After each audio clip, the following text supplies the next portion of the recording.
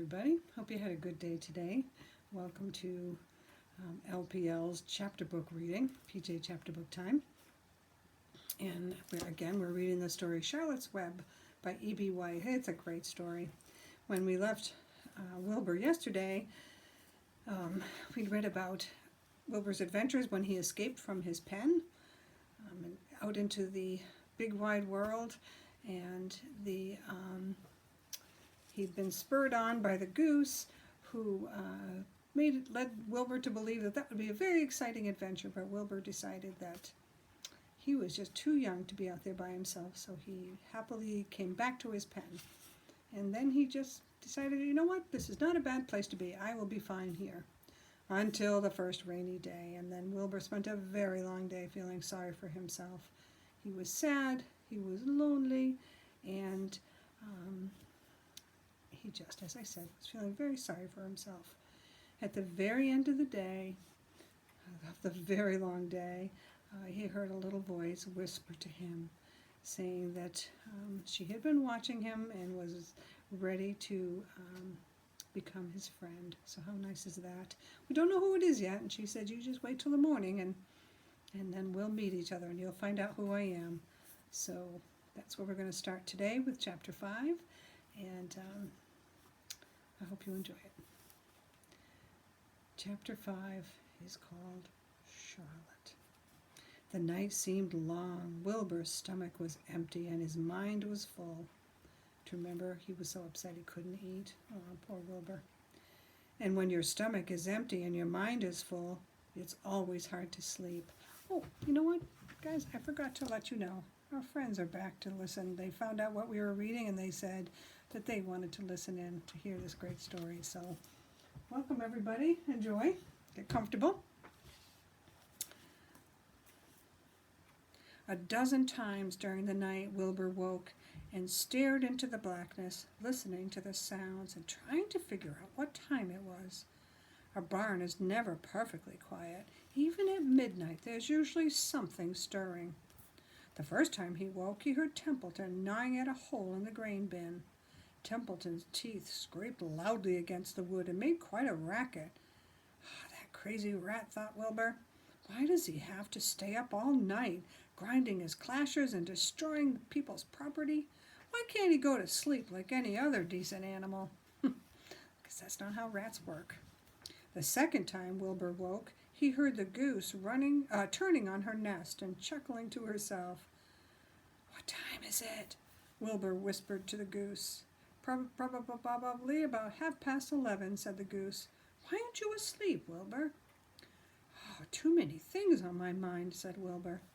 Well, said the goose, that's not my trouble. I have nothing at all on my mind, but I've too many things under my behind. Have you ever tried to sleep while sitting on 8 eggs? No, replied Wilbur. I suppose it is uncomfortable. How long does it take for a goose egg to hatch? Approximately 30 days all told, answered the goose. But I cheat a little. On warm afternoons, I just pull a little straw over the eggs and go out for a walk. Who can blame her? Wilbur yawned and went back to sleep. In his dreams, he heard again the voice saying, I'll be your friend. Go to sleep. You'll see me in the morning. About a half an hour before dawn, Wilbur woke and listened. The barn was still dark. The sheep lay motionless. Even the goose was quiet. Overhead, on the main floor, nothing stirred, and the cows were resting, and the horses dozed. Templeton had quit work, had gone off somewhere on an errand. The only sound was a slight scraping noise from the rooftop, where the weather vane swung back and forth. Wilbur loved the barn when it was like this, calm and quiet, waiting for light. Day is almost here, he thought. Through a small window, a faint gleam appeared. One by one, the stars went out. Wilbur could see the goose a few feet away. She sat with her head tucked under a wing. Then he could see the sheep and the lambs. The day lightened. Oh, beautiful day, it is here at last. Today I shall find my friend. Oh, no wonder he's so excited. Wilbur looked everywhere. He searched his pen thoroughly. He examined the window ledge, stared up at the ceiling, but he saw nothing new. Finally, he decided he would have to speak up. He hated to break the lovely stillness of dawn by using his voice, but he couldn't think of any other way to locate the mysterious new friend who was nowhere to be seen. So Wilbur cleared his throat. "Attention, please," he said in a loud, firm voice. "Will the party who addressed me at bedtime last night kindly make himself or herself known by giving an appropriate sign or signal?" That seems reasonable. Wilbur paused and listened. All the other animals lifted their heads and stared at him. Wilbur blushed, but he was determined to get in touch with his unknown friend. "Attention, please," he said. "I will repeat the message. Will the party who addressed me at bedtime last night kindly speak up? Please tell me where you are and if you are my friend." The sheep looked at each other in disgust. Oh, that pig. "Stop your nonsense, Wilbur," said the oldest sheep. "If you have a new friend here, you're probably disturbing his rest, and the quickest way to spoil a friendship is to wake somebody up in the morning before he is ready." I guess that's probably true, huh? "How can you be sure your friend is an early riser?" "Oh, I beg everyone's pardon," whispered Wilbur. "I didn't mean to be objectionable." He lay down meekly in the manure, facing the door. He did not know it, but his friend was very near, and the old sheep was right. The friend was still asleep. Soon Lurvy appeared with slops for breakfast. Wilbur rushed out, ate everything in a hurry, and licked the trough. The sheep moved down off the lane. The gander waddled along behind them, pulling grass. And just then, just as Wilbur was settling down for his morning nap, he heard again that thin voice that had addressed him the night before. "Salutations," said the voice. Wilbur jumped to his feet. What?" he cried. "Salutations," said the voice.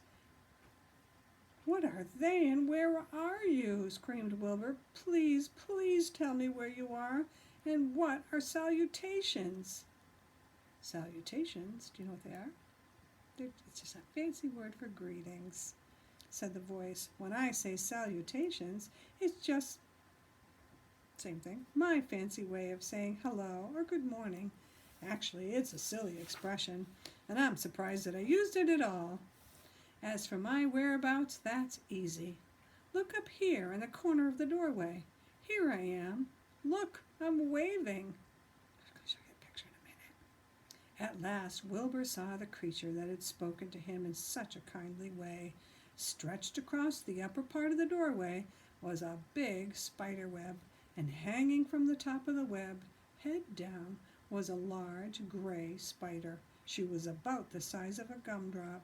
She had 8 legs, and she was waving one of them at Wilbur in a friendly greeting.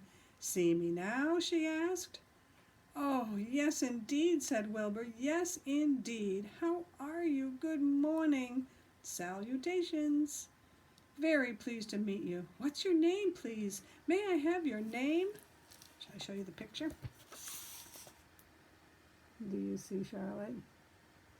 Look at Wilbur's face. A friend at last.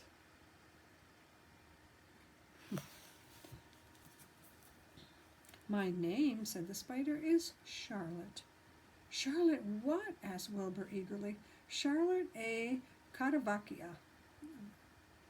Wait a minute, hold on a sec. Charlotte A. Cavatica. But just call me Charlotte." "I think you're beautiful," said Wilbur. "Well, I am pretty," replied Charlotte. "There's no denying that.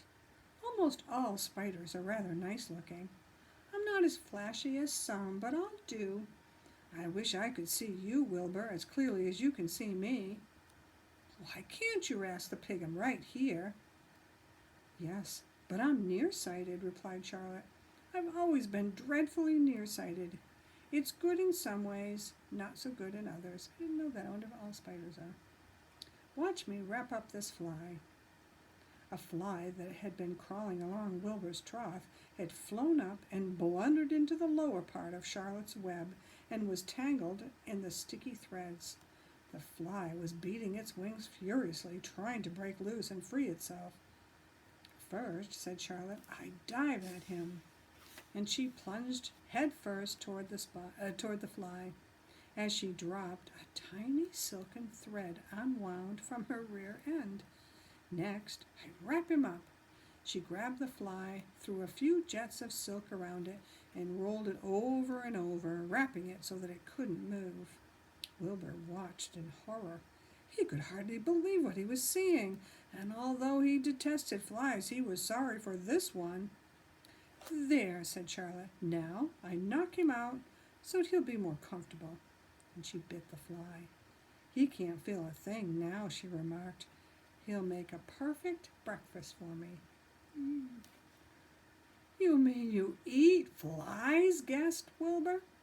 Certainly, flies and bugs and grasshoppers, choice beetles, moths, butterflies, tasty cockroaches, gnats, midges, daddy longlegs, centipedes, mosquitoes, crickets, anything that's careless enough to get caught in my web.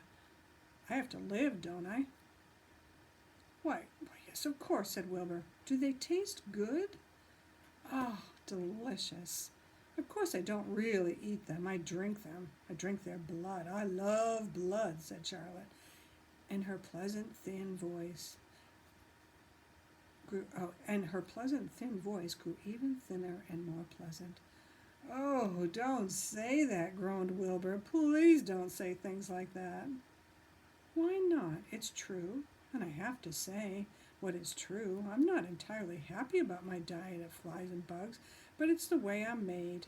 A spider has to pick up a living somehow or other, and I happen to be a trapper.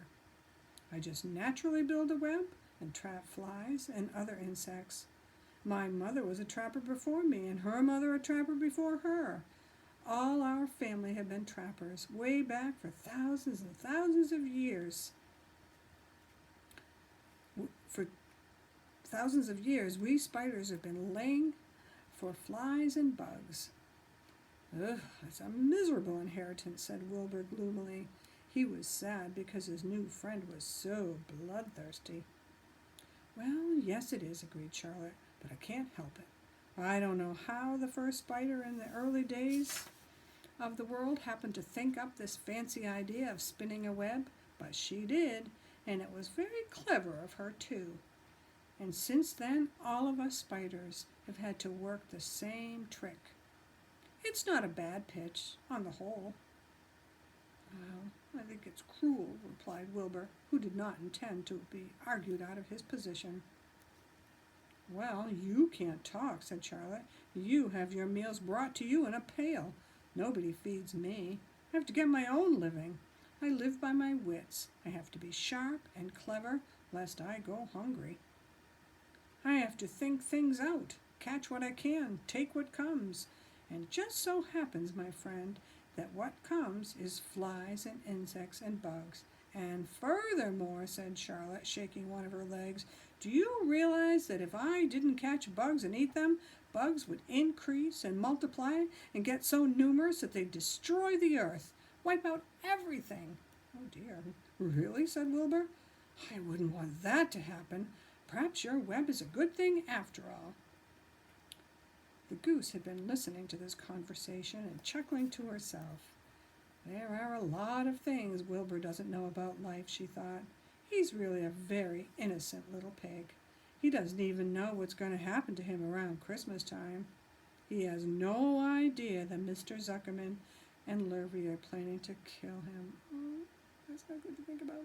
And the goose raised herself a bit and poked her eggs a little further under her so that they were to receive the full heat from her warm body and soft feathers. Charlotte stood quietly over the fly, preparing to eat it. Wilbur lay down and closed his eyes. He was tired from his wakeful night and from the excitement of meeting someone for the first time. A breeze brought him the smell of clover, the sweet-smelling world beyond his fence. Well, he thought, I've got a new friend all right, but what a gamble friendship is. Charlotte is fierce and brutal and scheming and bloodthirsty, everything that I don't like. How can I learn to like her, even though she is pretty, and of course very clever? Wilbur was merely suffering the doubts and fears that often go with finding a new friend. In good time, he was to discover that he was mistaken about Charlotte. Underneath her rather bold and cruel exterior, she had a kind heart, and she was to prove loyal and true to the very end. So let's find out a little bit more about our friends. The next chapter, chapter 6, is called Summer Days. The early summer days on a farm are the happiest and the fairest days of the year. Lilacs bloom. Actually, they're blooming out there now. Have you noticed them? I don't know if you have any in your yard or on any of your walks. They smell so sweet. Apple blossoms come with the lilacs, and bees visit around among the apple trees. The days grew warm and soft. School ends, and the children have time to play and to fish for trouts in the brook. Avery often brought a trout home in his pocket, warm and stiff and ready to be fried for supper. Now that school was over, Fran visited the barn almost every day to sit quietly on her stool. The animals treated her as an equal. The sheep lay calmly at her feet. Around the 1st of July, the workhorses were hitched to the mowing machine, and Mr. Zuckerman climbed into the seat and drove into the field. All morning you could hear the rattle of the machine as it went round and round, while the tall grass fell behind the cutter bar in long green swaths. Next day, if there was no thunder shower, all hands would help rake and pitch and load, and the hay would be hauled to the barn in the high hay wagon, with Fern and Avery riding at the top of the load. That sounds kind of fun. Then the hay would be hoisted, sweet and warm, into the big loft, until the whole barn seemed like a wonderful bed of timothy and clover. It was fine to jump in and perfect to hide in, and sometimes Avery would find a little grass snake in the hay and would add it to the other things in his pocket. I bet his mom was very careful about going through his pockets at wash time. Yikes. Early summer days are a jubilee time for birds. In the fields, around the house, in the barn, in the woods, in the swamp, everywhere love and songs and nests and eggs. From the edge of the woods, the white-throated sparrow, which must come all the way from Boston, calls, "Oh, peepity, peepity, peepity." On an apple bough, the phoebe teeters and wags its tail and says, "Phoebe, Phoebe." The song sparrow, who knows how brief and lovely life is, says, "Sweet, sweet, sweet interlude, sweet, sweet, sweet interlude." If you enter the barn, the swallows swoop down from their nests and scold, "Cheeky, cheeky," they say. In early summer, there are plenty of things for a child to eat and drink and suck and chew. Dandelion stems are full of milk. Clover heads are loaded with nectar, and the frigid air is full of ice-cold drinks. Everywhere you look in life, even the little ball of spit on the weed stalk, if you poke it apart, has a green worm inside. And on the underside of the leaf of the potato vine are the bright orange eggs of the potato bug. It was on a day in early summer that the goose eggs hatched. This was an important event in the barn cellar. Fern was there, sitting on her stool when it happened. Except for the goose herself, Charlotte was the first to know that the goslings had at last arrived. The goose knew a day in advance that they were coming. She could hear their weak voices calling from inside the egg. She knew that